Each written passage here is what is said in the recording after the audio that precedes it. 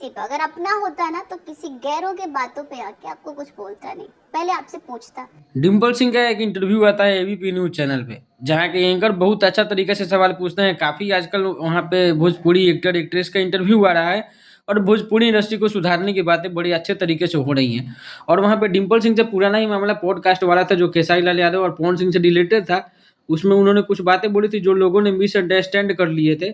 उसके बारे में उन्होंने बोला है कि अगर पवन सिंह को अपना गुरु मैं आज भी मानती हूँ और भविष्य में भी मानती ही रहूंगी, मेरे गुरु हैं। खेसारी लाल के बारे में जो बोला था तो कल शिवान स्टेज से प्रोग्राम में तो सब क्लियर हो गया। खेसारी लाल यादव ने बोल दिया है कि स्टेज पे अगर कोई आदमी जाता है चाहे कहीं भी तो बोलना कुछ चाहता है लेकिन फ्लो फ्लो में निकल जाता है। खैर उसके लिए कोई बुरी बात नहीं है। बाकी पवन सिंह से रिलेटेड जो बात है उसमें पवन सिंह सासाराम स्टेज से में बोल दिए थे कि पहले सामने खड़ा होकर मैं गुड़ का पत्र है। तो उन्होंने बताया कि अगर आपको कोई चीज़ बुरी लगती है तो पूछ लेना चाहिए अपनापन के दूर से, और किसी और के कहे सुने बातों पे नहीं आना चाहिए। तो थोड़ा सा दुखी लगी इस बात पे। बाकी पूरे इंटरव्यू उन्होंने कुछ भी गलत बातें नहीं की है। डिम्पल सिंह का इंटरव्यू काफ़ी अच्छा रहा, देख के काफ़ी अच्छा लगा।